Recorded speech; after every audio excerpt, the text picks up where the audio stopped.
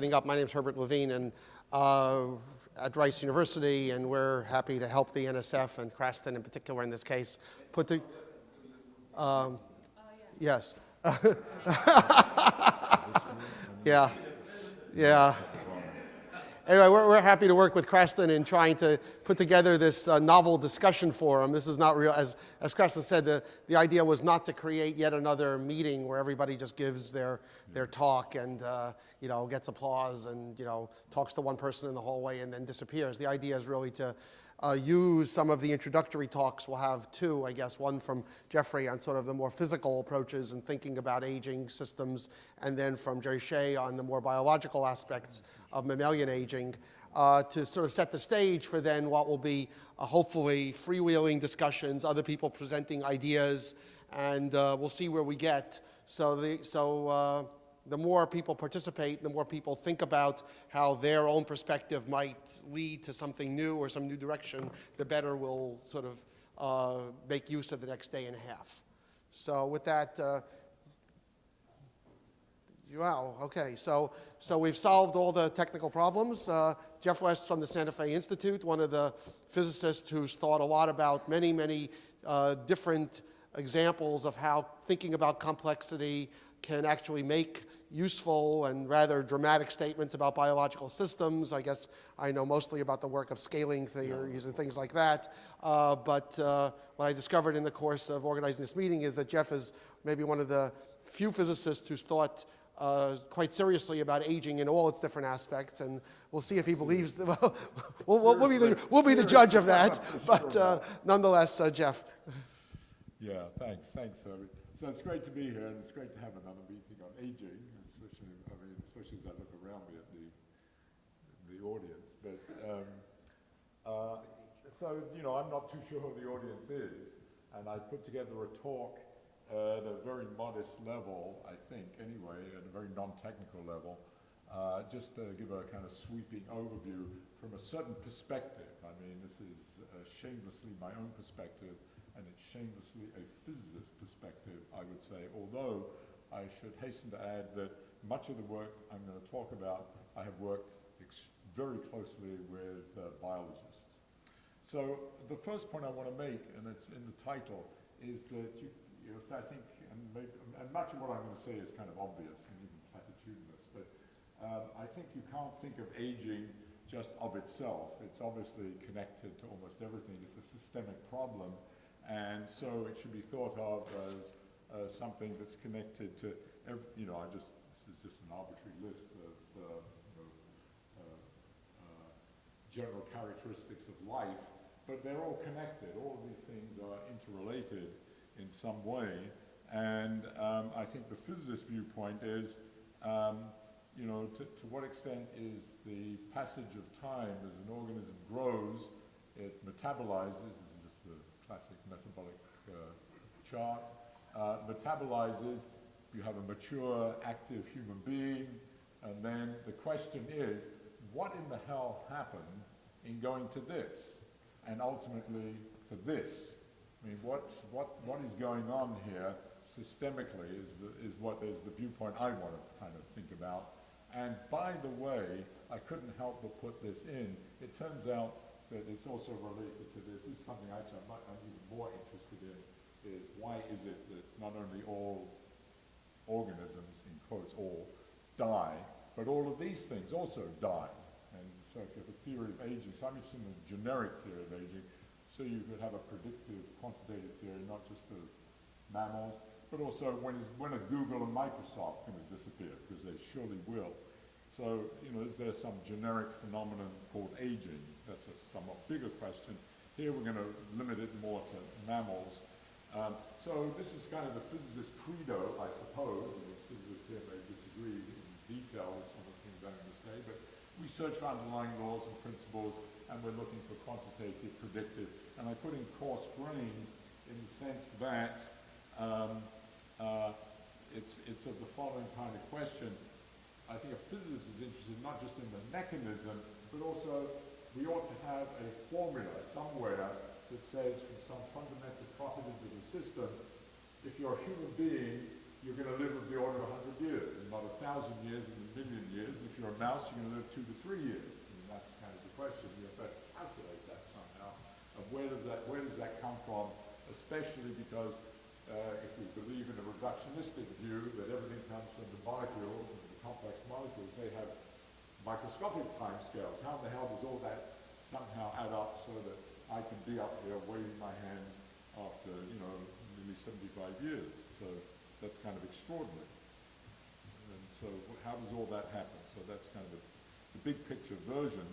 And somehow all of these things, again, all these concepts, the resilience of the system is intimately related to its scalability, to its evolvability, and of course, to the thing that started it all, to its growth. And I'm going to kind of cover some of these in a very broad outline.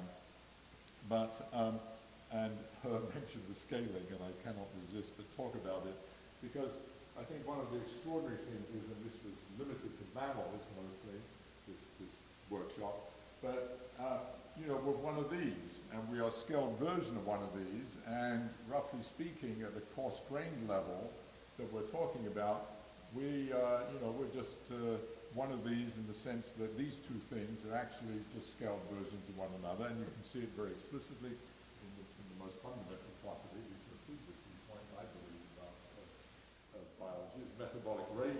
Metabolic rate scales in this ridiculously simple fashion as a function of size, despite the fact that it's maybe the most complicated process in the universe, for all we know. And each one of these is, more importantly, each one of these organisms, each component of it, each organ, each cell type, each genome has evolved in its own unique environmental niche with its own unique history. So you would have expected, in the naive interpretation of natural selection, if you plotted this, there'd be points all over the map, because that was each point representing historical contingency, and evolutionary pressure, and so forth. On the contrary, natural selection seems to have been constrained to follow this line, and this line has two other amazing properties. One is that it's linear on a log-log plot, but it's not a linear slope. Its slope is less than 1, which means that there's an increasing economy of scale as you get bigger. The elephant cells do not have to work as hard as your cells, and they don't have to work as hard systematically and predictably, in quotes, on the average as a mouse's cell. So there it is. It goes across, that is repeated across all taxonomic groups, and this is very old data. This is more than 50 years old, some of it 75 years old, and even down to the cellular level. It's the same line that's actually drawn into exactly 3/4, which is very close to the best fit on this. So there it is. There's bacteria, and it goes all the way down to respiratory complexes. So something is going on here, and it even works for plants and trees. So that's this kind of summary of what those graphs said. It's kind of an amazing constraint on what's happening, and I'm going to relate it, obviously, I'm building up to relating it to aging and death. So, and indeed, all of these kinds of scaling laws hold across any measurable physiological variable or any lifetime event, including aging, but aging has a special role in this, as I will show you. And the slopes are typically simple multiples of 1/4. I show you some trivial ones. Here's the radius of the aorta, which scales as a 3/8, which means the cross-section scales as 3/4, as do tree trunks. This is heart rate, decreasing as mass to the 1/4. And there's white matter to gray matter in the brain, which scales as 5/4. And there's much more fluctuations here. This is genome length, scaling as mass to the 1/4. There's the best fit, 0.24. And here's lifespan. So, whoops, I'm going to kill myself. So I could have shown you some pretty graphs of lifespan, because there's all kinds of stuff. And one of the big questions here is, well, first of all, what do we mean by lifespan? Is it maximum lifespan, average lifespan, et cetera, et cetera. This data is not published, as far as I know. It was done by an old postdoc of mine. But what was done here is data was taken simply from mortality graphs. So that was the definition of lifespan. But there's other graphs I could have shown you where people have actually, recorded how long something lived and so forth. And one of the problems here, actually, there isn't good kind of systematic data on it, and I showed you this point that out. But the interesting thing is there's much more fluctuation. There is a scaling trend, there's no question. And again, we see this magic 1/4 occurring in these. It's a little different maybe if you believe in statistics for birds, but it's in that range. And the point I want to make about that, it also has an amazing consequence, which many of you are much more familiar with than I am. That if you say it does scale as mass to the 1/4, and I showed you that heart rate decreases as mass to the 1/4, you multiply them together and you get the total number of heartbeats in the lifespan is an approximate invariant. And for a physicist, that's a kind of bells go off when you see something that does not change over, in this case, maybe as many as 6 to 8 orders of magnitude. But, and this was done, another H. Levine, where's Herbie? Another H. Levine, not you, did this, just showed you, just to take data to show the constancy of that. But the important point is actually written at the top. Actually, the real invariant here is not the number of heartbeats, that's nothing fundamental about hearts, of course, but what it is the number of times the reaction takes place producing ATP. So the number of ATPs produced, or the number of turnovers of cytochrome oxidase in the respiratory complex is an approximate invariant, which is kind of amazing. So that's telling us something. Okay, another invariant is, if I'm not going to go through this, is the lifetime per cell use of energy. And here's someone put it together. I did some numbers here, but there it is. That's the lifetime per cell energy. And you can see it's an approximate constant in this very coarse-grained sense. So here's that this is a summary of this little bit. Here's this most complex system in the universe, but it shows very simple looking regularities being expressed as simple power laws that seem to have universal characteristics to them. They have this quarter power scaling, and they also have associated with them invariants, things that do not change very much over very many orders of magnitude. And indeed, at this level, each mammal is a scaled version of itself. But despite, that is, the giraffe's long neck and me walking on 2 feet and the mouse scurrying around is just a kind of a 10-15% effect. And the bulk of what happens in mammals is all related to one another. And indeed, that's true across every taxonomic group that has been looked at, the same thing. And the question is, what is it that connects all of this? And the claim is that the thing that is invariant really across all of life, that is how the hell the trees, which operate completely differently from us, have the same scaling laws. Well, the one thing that is common across all organisms is they're all network systems. They're all networks at all scales. They're either, macroscopic like your respiratory system or your circulatory system, or they're microscopic within cells or even within mitochondria. But there are such networks. And the claim is that it is the generic mathematical, physical, organizational properties of networks that transcend all of this and then are being manifested in these scaling laws. And what I want to try to do is present that view and show you how you can calculate how long you can live from that. I'm going to jump way ahead by talking about the whole question of entropy and dissipation in networks as an origin of kind of wear and tear and the degradation of systems. Okay, we'll come to that. So there's just networks at all different scales that you're familiar with. And here I'm not going to go through this, I don't have time to go through the generic properties of networks. There's that's part of that circuitry system. But the kind of generic properties, by the way, are things like the networks have to be space-filling. They have to supply every local unit of the system, whether it's within a cell or it's supplying all the cells in the body. So this network has to end up close enough to sustain them, and that has to be put into a mathematical framework. Others are that the system has evolved to optimize something. So I'm not going to, we can discuss that if anyone's interested later, but just say there are some principles and they can be mathematized, and the question is how do you do it? And so you have to do the classic thing that physicists do, is reduce something that's complicated or complex to something that extracts the simplest kind of version of it to get a kind of, I'll use the word toy model, that's not to belittle it, but to extract the essential features of the system. And so when you do that, and I'm going to flash on some equations, not just to show you that there are equations, because that's the language we have to use to describe this, but the one thing that does come out of this, which is extremely important for both growth, for ontogeny, and for mortality, is one curious thing that comes out of these network properties, the kinds of networks that are biological, are that the number of things that have to be fed typically go linear in the size. So the number of cells in the body go, roughly speaking, linearly proportional to the mass. On the other hand, the number of sources and things that feed them in the circulatory system, the capillaries, only scale as mass to the 3/4.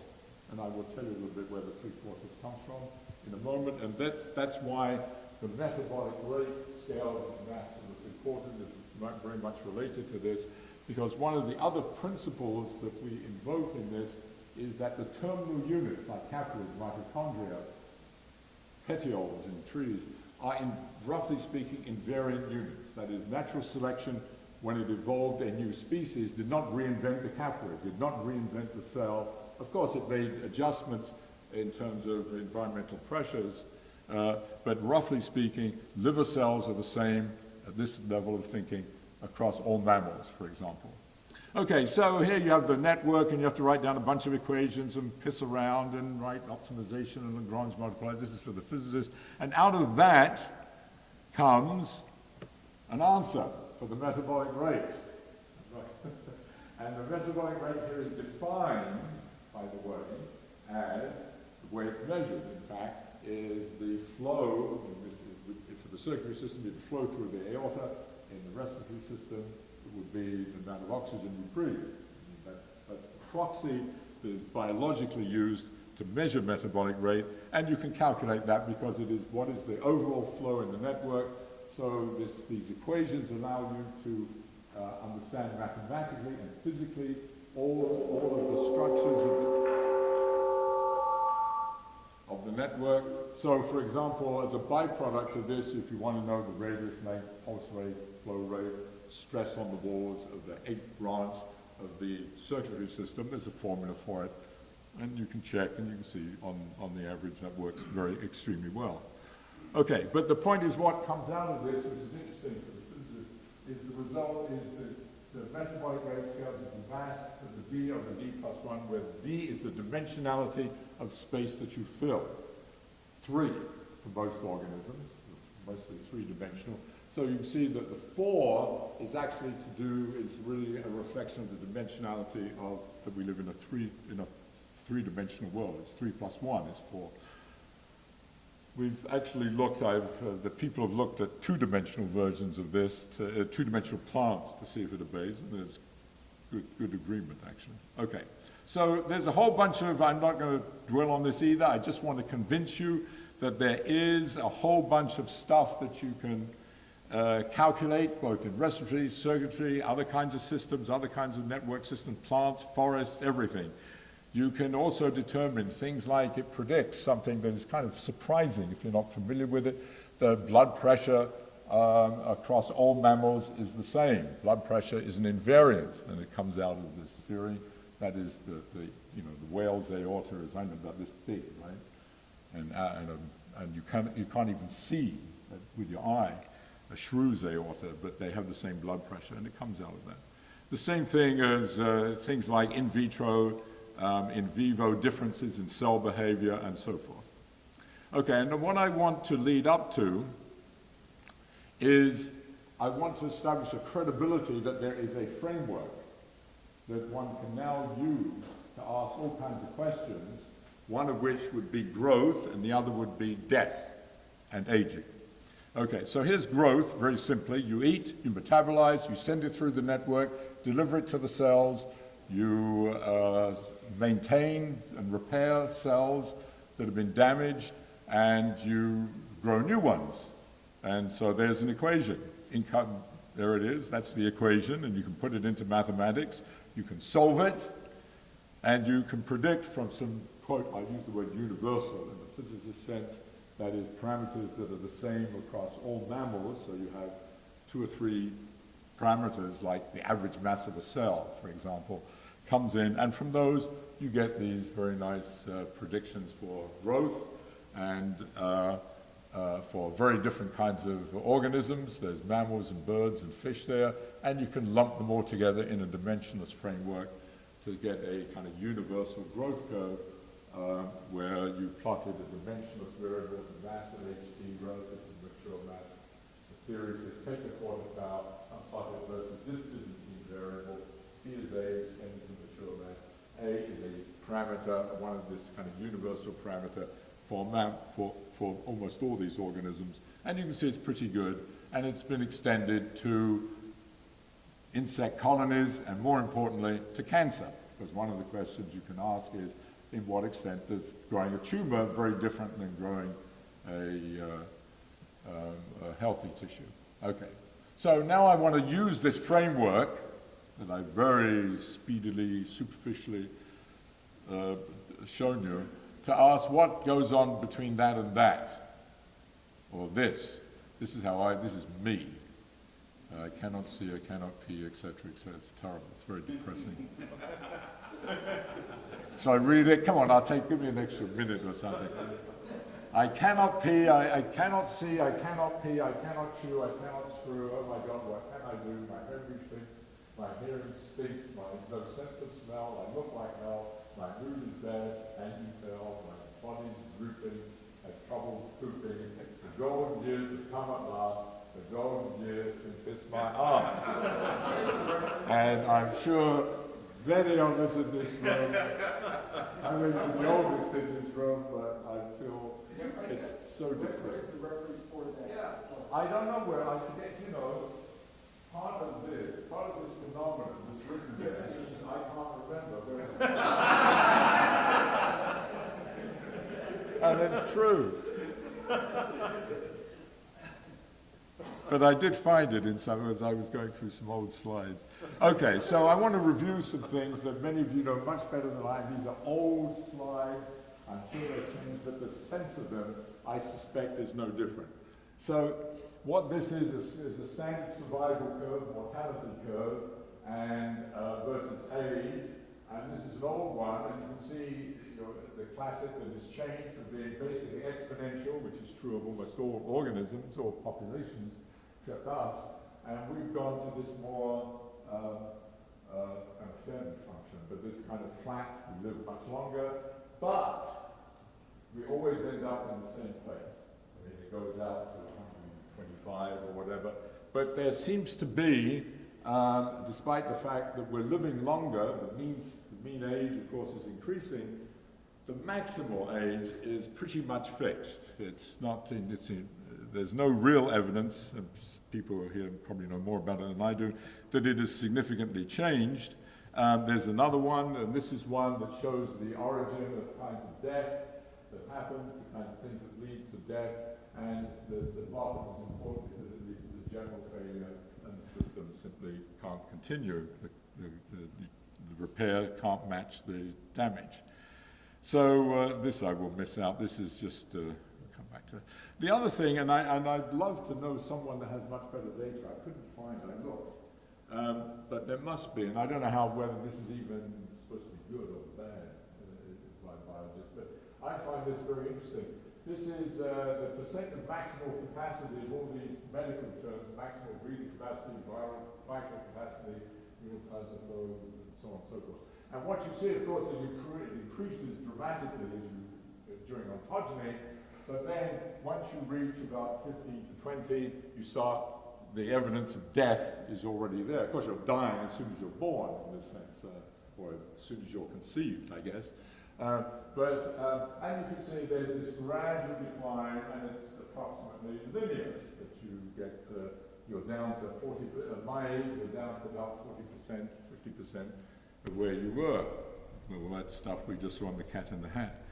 So I love that quote, he not busy being born is busy dying, and that's surely true for us. But the point is we have this kind of gradual, almost linear decay, and it's uniform, roughly speaking. It may have different rates for different organs, but everything falls apart. It's not like anything remains truly viable and truly integral throughout life. Oh, I missed that out. So I'm just repeating the slides I showed before, that there's this invariant. And so I want to summarize a few. What's that? Oh, it's not on. All right, good. Okay, now I'm on. Should I start again? No.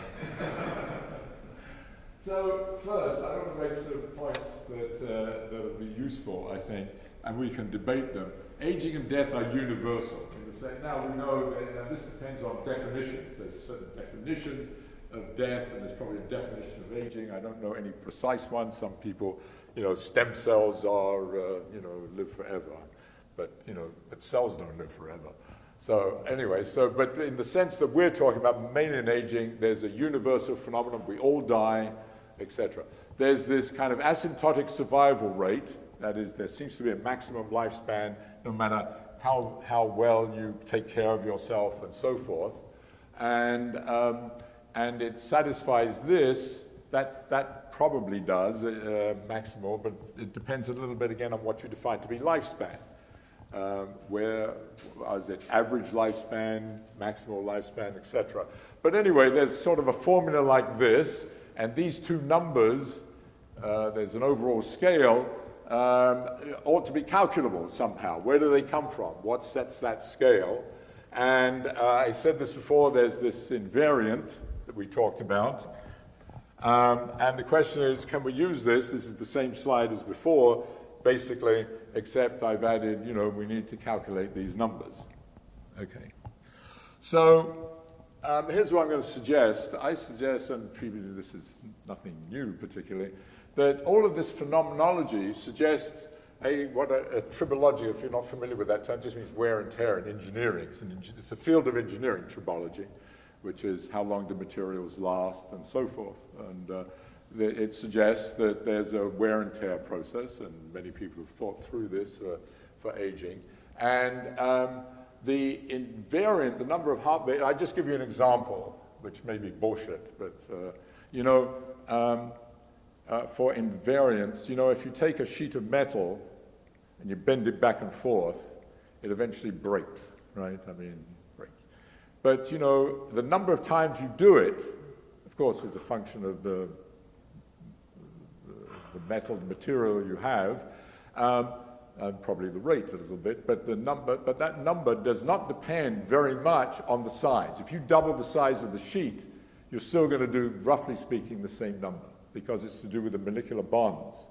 Okay, so there's some molecular phenomenon that's going on, and so there's something like that. There's something that is universal that is happening in terms of aging. So in terms of what I suggested earlier, in terms of the network supporting life and leading to growth, that is to say, okay, if that was supporting life, what is going wrong? So in order to understand aging to begin with and death, you've got to understand what supports it.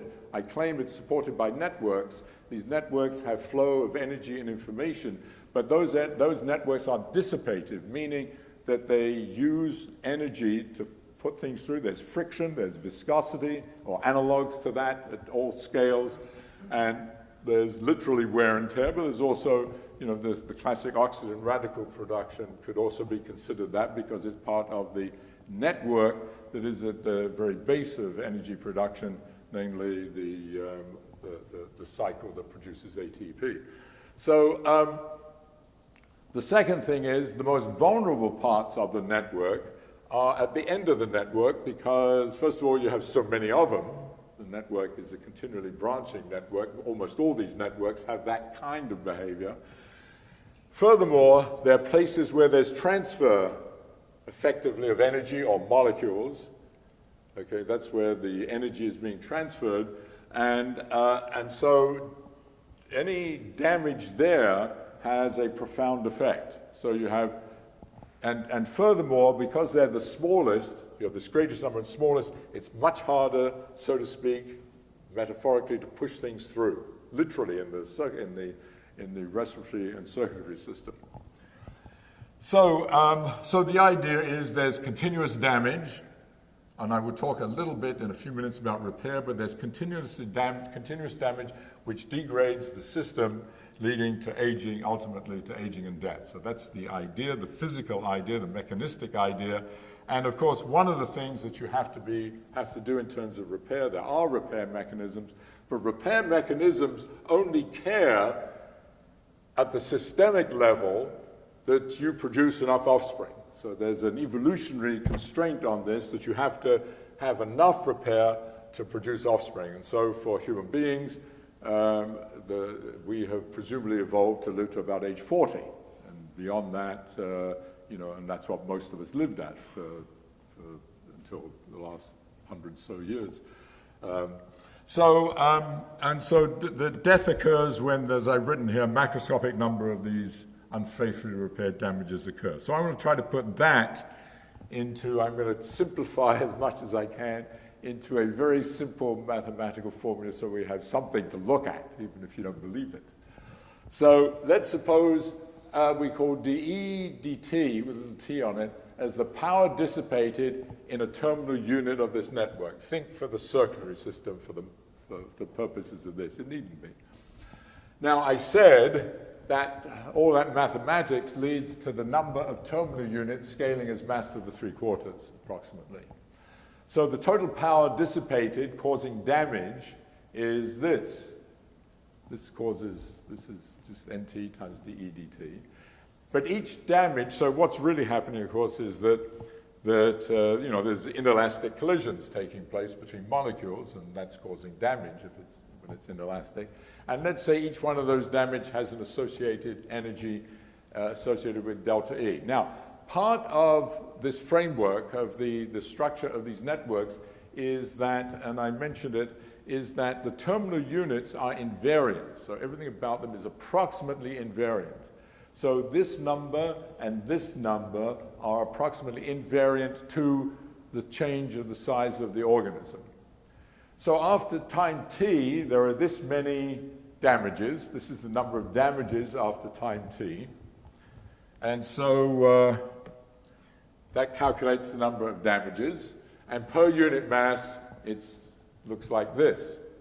So what we see is that from this very simple calculation, simple model, that the number of damages per unit mass increases with time, but the bigger you are, the less you have.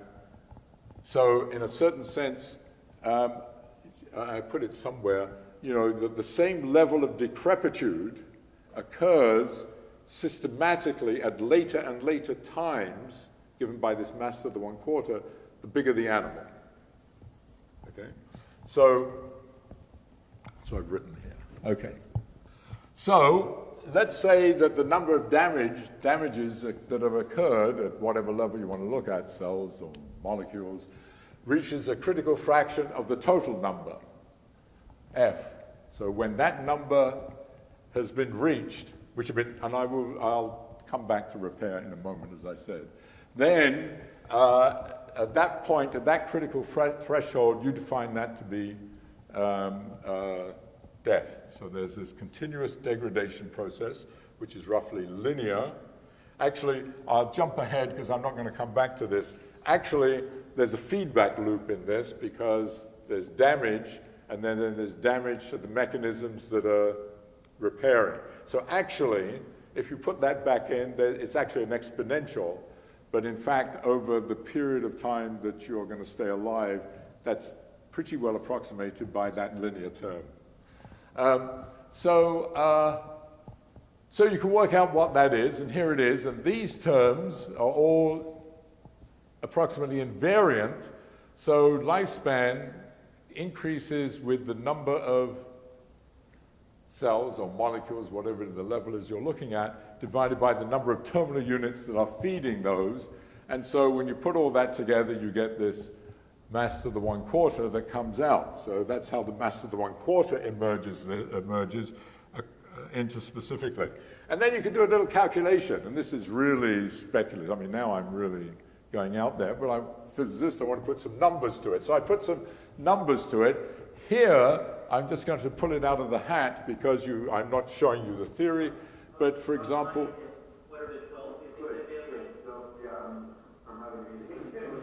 is that me? What am I doing? What am I doing? Oh, it's this thing. I see. Ah. Oh, okay. So this you can calculate. You can calculate this actually, and you have a theory, and there's equations, and you can actually calculate it for some of these networks. And I'm just telling you the answer here. And if you put it together and you just say, this is pulled out of, this is a guess, that you just need a few percent of the ones that have not been repaired, and that defines death, then you get a number of order 50 years. This is not to be believable, but it shows that what it shows is how a number of years can be generated from very small numbers, both energies and times. And indeed, you can also see why you'll never be able to calculate this, even if you had a more detailed theory, and you had a, you know, you did a computer simulation and threw everything in, because you have, what you have coming together here is something extraordinarily tiny multiplying something extraordinarily large. So at best, what you will be able to do, and this is, and I think this is important, is to understand, first of all, where does years, 100 years come from, and why it's only 2 to 3 years for a mouse, but also, what are the parameters controlling changing that number? So even though you can't calculate it, you know what it is, if you believe any of this, what it is that's gone in there and what you can do. So let me just say some things that come from it. You have the mass prediction, but also the temperature. Now, we're not dealing, and this is just to show you that it does have some predictive power. It has the mass prediction. Now, we all have the same temperature as mammals, so I'm going to go outside of the boundaries of the workshop and say, for the rest of the organisms are highly temperature dependent through the Boltzmann factor, and I'm not going to show you the derivation of that, but they have the Boltzmann, the classic Boltzmann-Arrhenius factor, and that just really comes from the fact that metabolism is a chemical reaction and its temperature dependence is exponential. And I will show you a graph in a moment showing that that exponential, if you believe this formula, that exponential is very well satisfied with all the right numbers for things like zooplankton. Okay, so the second is, this is a bit hand-wavy, but caloric restriction, since the number of terminal units is related to metabolic rate. If I change my metabolic rate, and if I think I can change it by changing the amount of food I eat, so there's a bunch of biological questions there, but if I can change my personal metabolic rate at an intraspecific level, that means between us, then you can get a formula for how the lifespan changes with caloric restriction. And so you can, and I won't show you the fits to the data on that. There's a whole bunch of other, I mean, each one of these has a whole bunch of other questions obviously associated with it. I've said this already, and I showed you that data, that aging by some of these metrics occurs linearly in time, and I said this also, that how decrepit you are changes systematically the size you are. The other thing, which is non-trivial, really, and is automatic, of course, in this, is that it's roughly uniform. Aging, you do age roughly uniformly, at least certainly within each organ, you, roughly speaking, age uniformly. It's not like there's a piece of it that stays young and another piece that doesn't, or a piece of your arm stays young and your leg doesn't, and so forth. It all happens in a uniform way, and that follows immediately from the network idea and its space-filling properties. Oh, here it is, I have this. So here's this for zooplankton. And there it is. This is taking out the mass to the 1/4, plotting it versus inverse temperature, and seeing that it fits very nicely. And with actually, you could, if you took the activation energy for ATP, it fits this extremely well. Let's see, is that it? There's food restriction. I want to do the last thing and very quickly finish up. And again, a very superficial calculation of repair. So you take some of your metabolism, of course, goes to repair. and you define the amount of energy needed to repair. And if you put all that together, what you find is that the amount of energy that you need to put in also scales as mass to the 3/4. So that means that you have to, the formulae are the same, except the parameters get changed because of repair. So the general behavior is the same, but the overall scale is changed.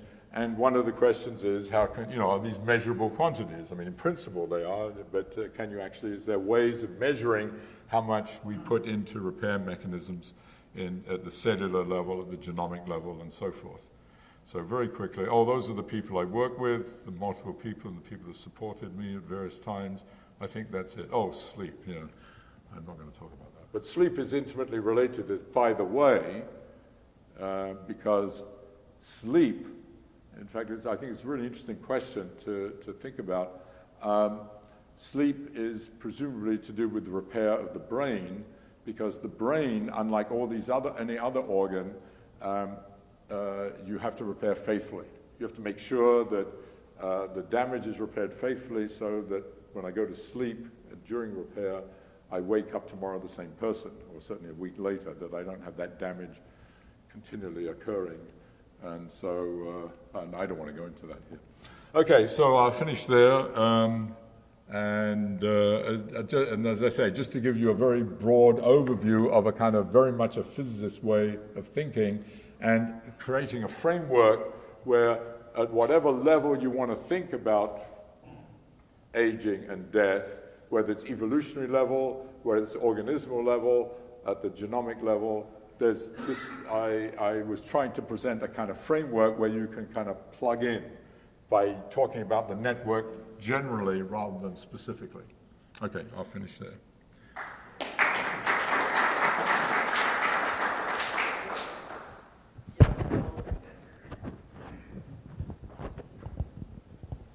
I think the only rule is we want people to talk into the mic, because that way they can record what you say. Anybody have any comments, questions? You can, at the moment, while we're setting up for the next talk? Yeah. Really enjoyed your talk. So I was thinking about scalability in terms of single cells versus multicellularity. Yes. And is there a jump in that single cells often have to give it up to benefit the multicellular? I didn't show any of that. I just showed you that one graph of the metabolic rate, remember, of cells. But there's a whole body of work on the size of cells and all kinds of other things about everything you want to know.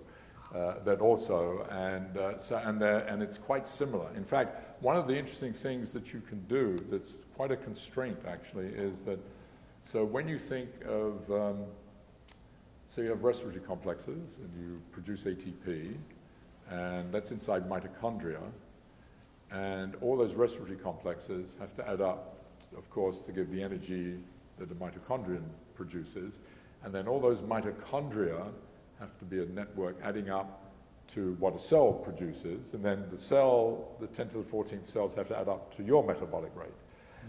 So there's this kind of conservation law, but you can think of them as boundary conditions between the networks, because the network of all those, just as the network of all those cells has to be your metabolic rate, the network of all the mitochondria has to be, so to speak, has to give rise to the metabolism of the cell and so forth. So there's this hierarchy, and it turns out from that hierarchy you can get some really interesting constraints on how all those multiple levels individually scale with both body size and with the level above them. So there's a whole bunch of things you can actually do for that.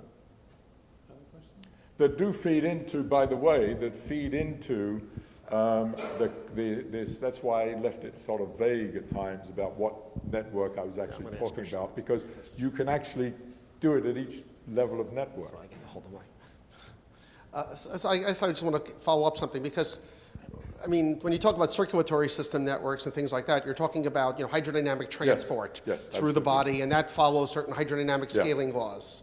For example, if we were being fed by electrical current, we'd have different power laws, which we're not, okay.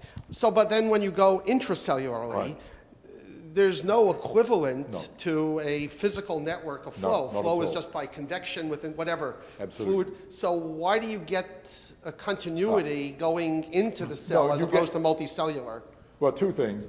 First, the continuity that I talked about here is independent of networks to begin with. It's just it's a conservation. Oh yeah, that if you add up all the pieces, you everything get to has the to sum. add up at each level so that it's consistent. But you can then postulate that there is some network, there is a network, and that network may be to do with, the diffusion and so on. So I'll give you an example that is outside of this. That a tree is obviously a network system. I mean, that's most obvious. But a forest is also a network system, even though the trees are not connected. I mean, they have to be static, which makes it easy. But they are a network system in the sense that the way they apportion and allocate energy between them, through competition, actually follows these kinds of scaling laws. But there wouldn't be the same scaling law necessarily as a single tree. Right? Oh no, I'm not claiming that's not at all. No. Okay. And in fact, definitely one of the big challenges is, can you, what is the structure and what are the flows in a network sense inside a cell? Yeah. And I've struggled. I've talked to so many people, and that seems to be an issue. It's a different way of looking at the energy flows inside cells. And to ask, are there, what's playing that role? And especially because mitochondria, of course, are not fixed points. So it's a highly non-trivial question. No, I didn't mean to indicate that had been done. So it seems like a crucial assumption to these scaling behavior is that your terminal units have to be invariant. And well, it's in doing the calculation, yes. That I think is approximately true. Yeah. So I was wondering how sensitive is the outcome? The cells can vary up to a factor of 5 to 10, I think. Like the cell of a whale. Yes, absolutely. It isn't very sensitive, it turns out, at all. It's kind of amazing, actually. In fact, it's also not. There are two major things that many major things you want to worry about in this, but two in particular to do with cells is one is the variation of cell size. So the way you really have to do this is you have a network and then you connect it, you do it organ by organ is one way, but you also put a variance in the cells and in the cell type and so on. So you have to do that and do an averaging over that and so on. But the other thing is the way this is being calculated is definitely as a tree-like network. And that's obviously not true when you come to the end of the network. There's capillary beds and so on. So you can calculate that. You can at least approximate that by you have a tree that joins onto a bed. And what you find is that the scaling laws are fairly robust against any of those kinds of variances. And what it suggests, now this is a physical statement, is that there's a kind of what we call a renormalization group argument. Are you a physicist? Yeah. Oh, I'm sorry. So there's I'm sorry, I apologize. That's because I'm old. So there's there's a generic scaling argument. It's called the renormalization group, where there's where the scaling exponents, the quarter powers, are actually in a very broad class of networks are guaranteed in a certain sense. And I should have also said, now that we're talking physics, the scaling experiments are asymptotic results. And you can show just in the calculation, the derivation, that as you get to smaller and smaller mammals, in this case, there should be deviations, which there are.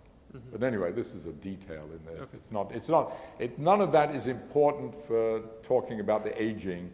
The whole point was, what I tried to do was to set up a framework for discussing the sustenance of life, how life is sustained, and how it grows, because you cannot, in my opinion, really discuss death and aging until you know what the hell's keeping it alive.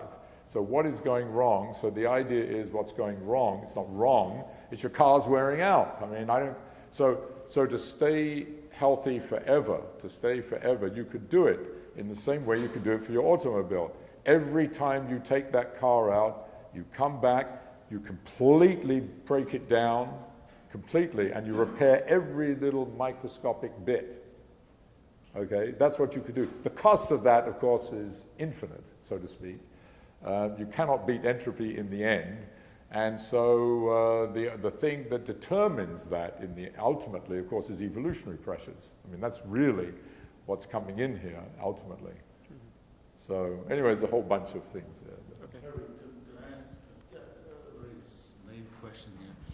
From what I understood,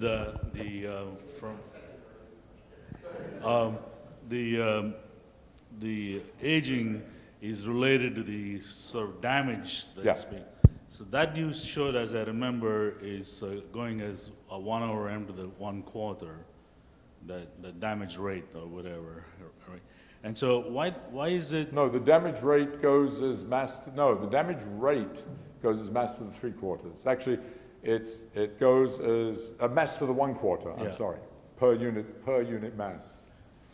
So why doesn't evolution help in fact moving towards larger and larger species? Well, it did, of course. I mean, why don't we evolve to larger? I mean, it did. I mean, the whale is the biggest thing that's ever existed. And What? The whale is the biggest thing that ever existed, so it did do that.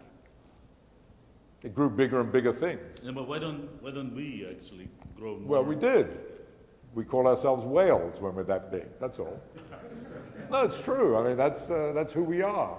If we want to be very big, and in fact, if you want to get bigger than a whale, and in fact, this theory shows that whale is about the biggest you can get, and that's to do with the network. The reason being that the distance between capillaries or distance between endpoints of the network get too big that you can't sustain. So if you want to get bigger than that and have life, you have to invent human beings, you have to evolve human beings, who then build things like this, right? I mean, we've built the big, cities are the biggest life form that's ever existed, and so on. So, evolution does do it, actually. And it does it partly because there's an economy of scale associated with size. There's better use of energy. The big thing is why in the hell it should have evolved us to be this size and have consciousness and talk and do things. That's a whole, I don't know where we are with that. So I have two questions. One is there any evidence? Is there any evidence? So in humans, as you can see from your graph that you showed, is that the time to maturity is about 20% of the lifespan. Yeah. Is- Yes, go ahead. Is there any scaling like this in different animals? Is there any? Yes. How long does it take for an Yes. animal to mature? So I didn't say, I should have said that there's no time in a short talk, of course, to have all the caveats and so on. So the scaling of all life history events pretty much goes as mass to the 1/4, and in particular, time to maturity does. So the time to get to some fixed point, some percentage of your mature mass might be, etc. So that does, and now what I didn't say, and I pulled wool over your eyes in terms of human beings, it's true for mammals, human beings, and no doubt this has happened almost entirely since we socialized, we mature much later than we should, as you know. Much later. We do not obey that law. And also, I focused on maximum lifespan because I think that's the one thing that's well-defined. That's a well-defined quantity and is principle measurable, even though, as far as I know, there's no systematic studies that have done that. They're all kind of in passing or anecdotal. As you well know, our lifespan, so the number of heartbeats, that invariant number, everybody in this room is close to twice that, probably, going to be close to twice that by the time they die, anyway. But, human beings in their, whatever you might call natural state, as biological animals, that's what I should say. When we were biological, truly biological, you know, our equivalent to the average lifespan was 35 to 40, and that fits very well. So there's a whole bunch of questions here, you know, to do with environment and evolution and so on, which are swept under the rug. But I think if we're going to understand aging, those need to come in some way. But my point again is let's try to find a baseline, an idealized, I'll use the physics term, toy model that we could use to set the scale. My second question is related to development. So in development, at least intellectual development, people have seen stages. So something stays the same and then rapidly changes and then stays the same. And Yes. people have connected this to reorganization of networks. Yes. So networks, right. So is there any evidence that aging is in stages or is it continuous process? I don't know. I do know, you know, you know this as well as I do. I showed those growth curves, but if you look in detail at growth curves, there's, you know, what are called technically growth spurts. And that is indeed true. That's, I think, true across all mammals, certainly. They show growth spurts, and but as far as I know, and I may be wrong on this, I don't think there's any systematic behavior of that. I think that does tend to be, you know, much more environmentally sensitive. But the fact that there are growth spurts is certainly true, and it may well be, I don't know about aging itself.